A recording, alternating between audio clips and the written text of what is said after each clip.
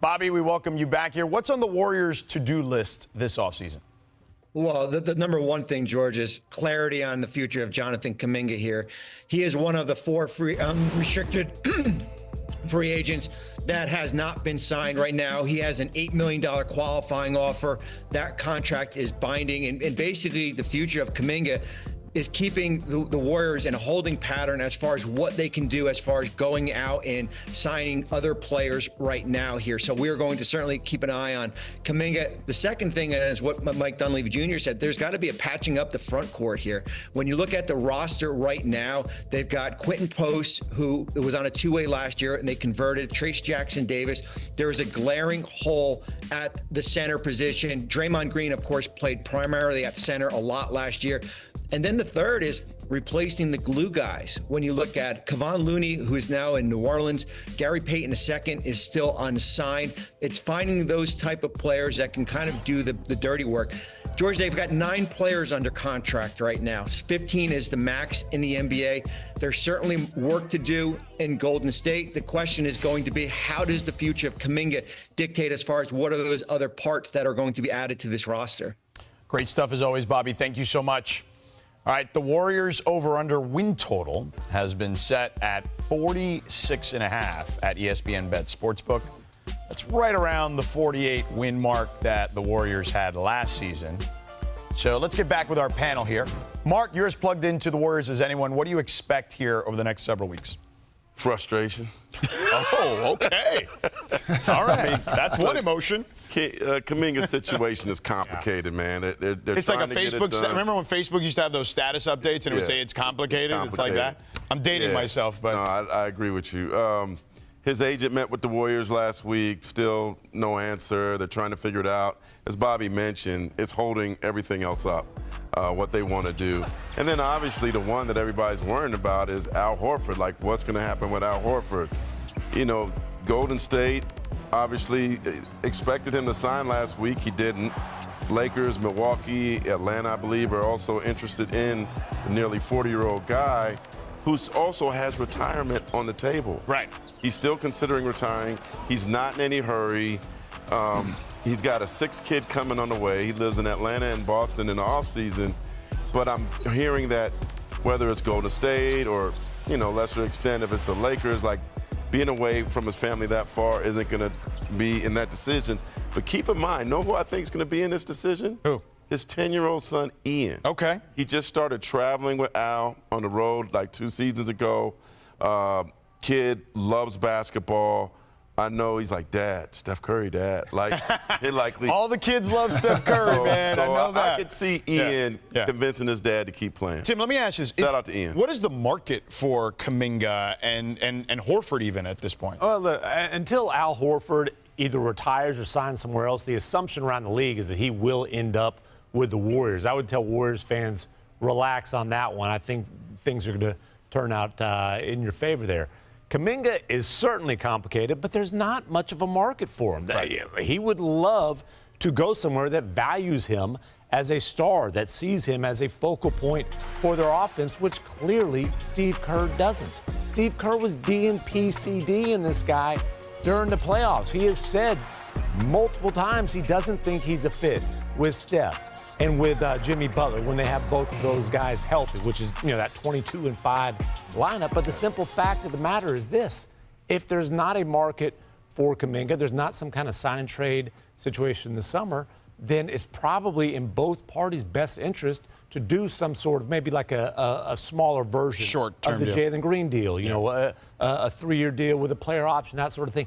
The kind of deal that, quite frankly, is designed to try to be traded as soon as he's eligible on December 15th. Now, if that happens, Steve Kerr, you got to play in the first couple months of the season. You got to showcase the guy if the whole point is you're trying to move him at not even the deadline, the first day he's eligible. Right, for sure. All right, UD, you've been around a ton of superstars at different points in their careers, but including the tail ends of their careers. So how much pressure do you think is on the Warriors front office to improve this roster? I mean, I don't know if it's on their front office to improve the roster because of what's going on right now with other teams in the West, but I'll just say with their team particularly, the pressure to improve the roster is you saw your weaknesses like glaringly in the playoffs last year. You saw the lack of size glaringly against Minnesota last year. You saw the lack of athleticism glaringly against Minnesota last year. So when you talk about bringing in Al, I love Al. I would love for him to finish his career with a guy like Steph. He's a guy who's definitely going to space the floor and knock down some threes, but he does not address your needs. He does not address the need of athleticism when you talk about bringing in another guy who's older, and he does not address the need of having size. When you look around the West right now, everybody has size. When you talk about what Houston has with Jabari Smith in that length, KD in that length, bringing in Sengun, still having Sengun, and having Adams come back and bringing in Capella. When you look at what Denver's been able to do, when you look at what OKC's been able to do, when you look at Minnesota and still having Randall and all these guys have length and athleticism. You are not addressing length and athleticism by just bringing in Al.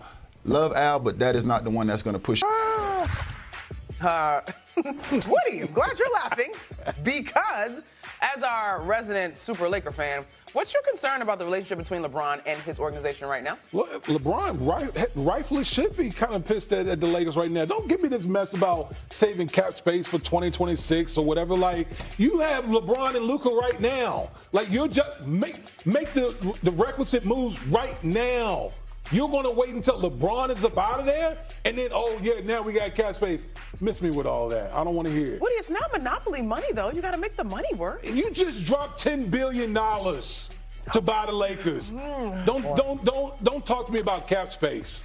Okay, well. In the Vegas Summer League, LeBron James, the 40-year-old, exercised a $52.6 million player option with the Lakers last month. He's entering a record 23rd NBA season, but quotes from Clutch Sports CEO Rich Paul the day Bron opted in sparked some intrigue about Bron's future in LA. Dave McMenamin is in Vegas with more. The question on everybody's mind is, where will LeBron be playing next season? What caused the speculation was a statement by LeBron's agent, Clutch Sports CEO Rich Paul, given to ESPN's Shams Charania when James opted into the final year of his contract with the Lakers for $53 million last month, when Paul said LeBron intends to play on a championship contender for whatever time is left in his career. Now, I've checked in with both the Lakers and LeBron's camp on this one. For the Lakers, it's business as usual. They have motivation to compete at the highest level and maximize not just LeBron's timeline, but they want to compete now with Luka Doncic. Some have posited that the true cause of this situation was the Lakers not offering LeBron a contract beyond next season, but Rich Paul told me that they never asked for one. Paul also made it clear to me that LeBron has not asked for a trade, and Paul hasn't even discussed the possibility of wanting a trade in the future with the Lakers. Paul did tell me that 4 teams contacted him with interest in trading for LeBron, though. Now, I asked LeBron just before tip-off if he'd like to join the broadcast to discuss everything, and he told me, quote, "I ain't got nothing to talk about." Hey, we got a lot to talk about with LeBron entering an unprecedented 23rd NBA season. And if last year showed us anything, it's that he's barely lost a step. The King passed Michael Jordan's 2002-03 season with the Wizards as the oldest player to lead his team in total points in the season. Bron topped the Lakers last year. Eaton spoke to the media in LA earlier this week. The former #1 overall pick hopes to fill a major need for the purple and gold at that center position, which has him eager to team up with Luka and LeBron. They both averaged about 9 assists over their career span, and just the type of players they create with their teammates. They turn them into superstars, and they make them bigger than their roles and make them very important on the floor as well. And just seeing that and finally getting the chance to go in and experience that would be big for me, and just get me back to my full form how I used to play, and just coming up and just being a part of the finals is those playmakers that I'm used to having around me that's leading to win.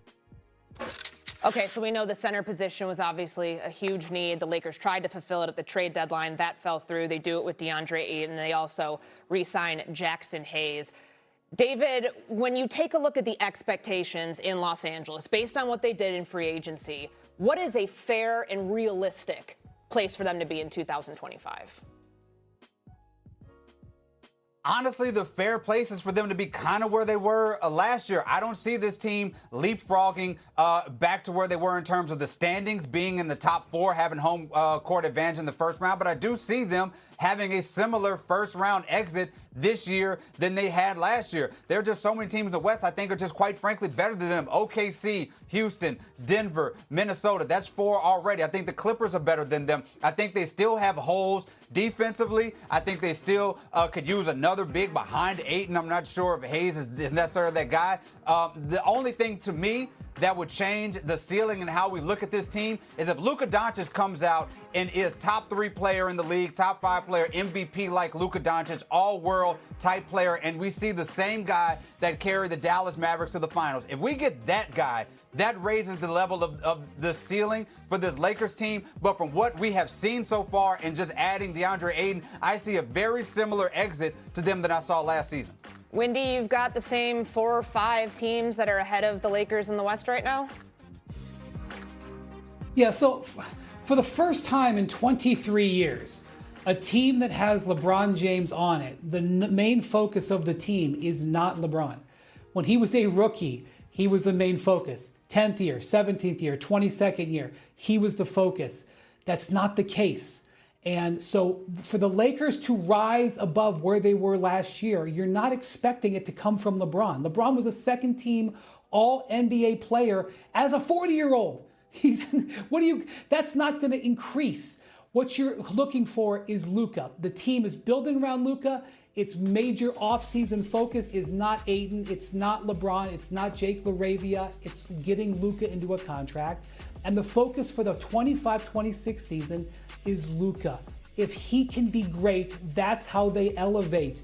Now, we're going to get a sneak peek of this because coming up in August, Luka is playing for the Slovenian national team in the European Championships. This is regarded as the most intense basketball tournament in the world. He won it like 6 or so years ago. It's the greatest accomplishment of his basketball career, is leading little Slovenia to the Eurobasket Championship.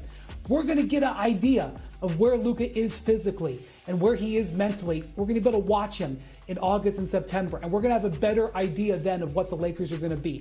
I know what LeBron James is going to be. He's going to report in shape, ready to play, ready to produce. He's probably going to average 25, 7, and 7 because that's who he is. But that is not enough to elevate the Lakers for more than what they were.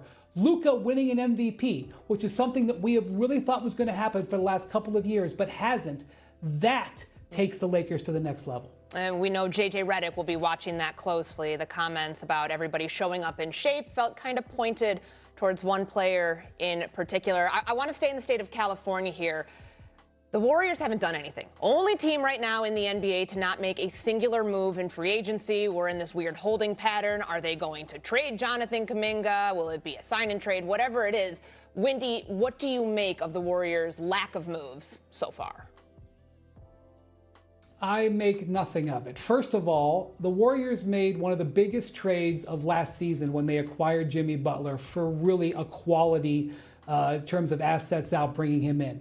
I know it was overshadowed that week by Luka getting traded, but Jimmy Butler, when that team was healthy before Steph got hurt, was very potent down the stretch of the season. So let's not forget that they have Jimmy Butler. Secondly, I expect them to make a couple of signings in the near future. I think they are very strongly in position to potentially sign Al Horford. They're also in potentially a strong candidate to sign DeAnthony Melton, who would be adding depth to their wing. And they have the number one free agent really left on the market in restricted free agent Jonathan Kuminga. They're going to do something with him. They are either going to re-sign him or they're going to sign and trade him for something. So the Warriors are going to be doing things between now and when the season starts. Kuminga's situation may not resolve itself for a while, but they're going to benefit from that, either getting assets back for him or keeping him. Do not stress about the Warriors. They are a very strong team. They are in excellent position. They are certainly not the favorites to win anything, but they are going to be a potent team. Complaining that they haven't actually done anything yet is frankly shallow thinking. All right, we'll leave it here. Wendy says, do not. None. There is none. Right. There is no communication really between the Lakers and LeBron. He has picked up his option. The Lakers are expecting to see him in the fall. LeBron and his camp are still watching the Lakers off season. But I can't emphasize this enough, Dan. The Lakers' primary objective this offseason is not LeBron. It is Luka Doncic. He can sign a contract extension of up to 4 years starting on August 2nd, although I suspect his decision will come much later than that. That is their primary thing. LeBron is now being treated as a one-year player in the Lakers, for better or worse. Tim, is this it? Like this last year for LeBron on the Lakers? I mean, it feels like the last dance. I don't know when we'll hear from LeBron next. If it's not until media day, there will be a lot of ears tuned into that.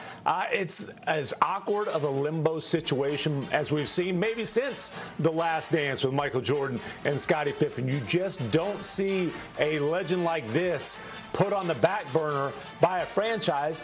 But it makes sense considering he's in his 40s. Luka Doncic is just entering his prime, and the Lakers have to figure out how to build a contender around Luka, and LeBron is very unlikely to be a part of that. They have to figure out how to build a long-term contender around Luka. But LeBron, as we know from every show we did last week, is interested in trying to compete for a championship before he is done. Have they done enough, Tim, to build a contender around Luka and LeBron for this year?